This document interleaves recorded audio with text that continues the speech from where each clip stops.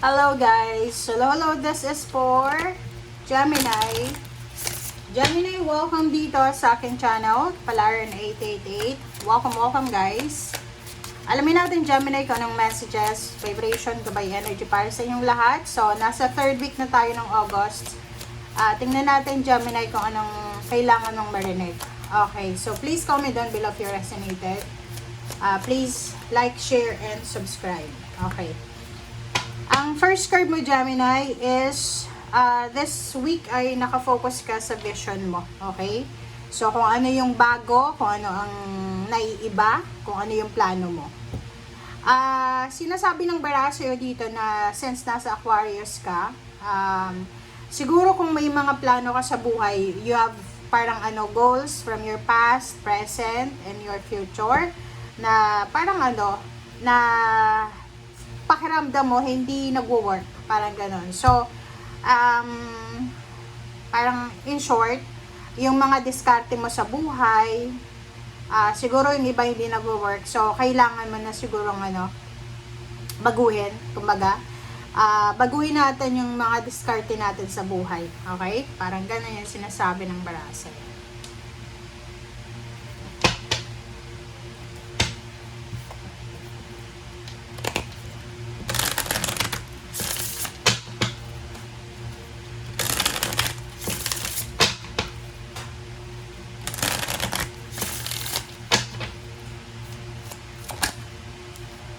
Okay, culmination of vision. Wow! So, yun na nga. So, nasa culmination of vision ka na sa ngayon, Gemini. So, ibig sabihin yan, yun na nga, may mga Gemini na talagang decided ka na. Okay?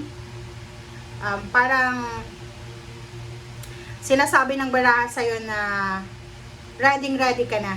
Okay? Ready ka na sa kung ano pa man na mga plano mo sa buhay, parang ganun. Ang iba sa inyo dyan, parang nasa peak ka ng career mo, nasa final result ka na ng proseso, nasa highest point ka na, okay? Kumbaga, nasa ka na, nasa winning ground ka na ngayon, okay? Or climax, peak, finale, nasa finish line ka na ngayon. So, Gemini, congratulations kasi job well done. Marami kang pinagdaanan, marami kang ginawa. Kumbaga hard work, ito yung punan mo dito. So, you should be proud of yourself. Okay? You should be proud of yourself.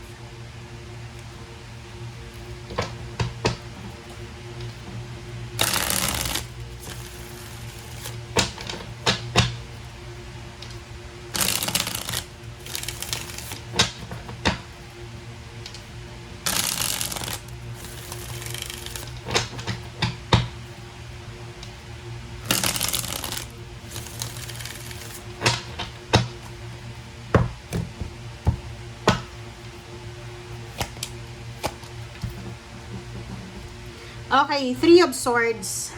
Okay, Three of Swords and King of Pentacles.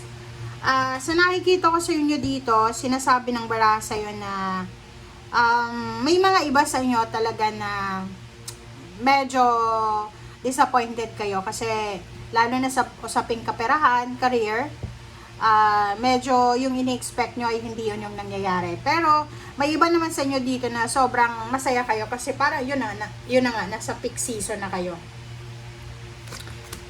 Nasa prime season na kayo.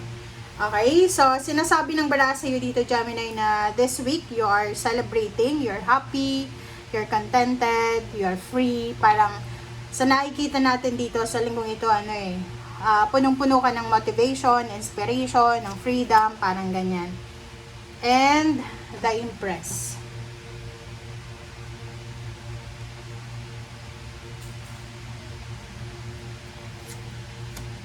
Okay, the Empress. So, dito sinasabi ng baraha sa'yo na the Empress, Hanging Man. So, new beginnings talaga. So, there's a lot of things na sisimulan mo.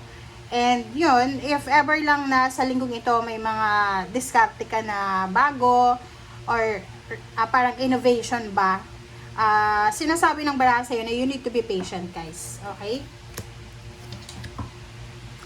Okay, so there's a reconciliation also. So, may mga kaaway ka siguro.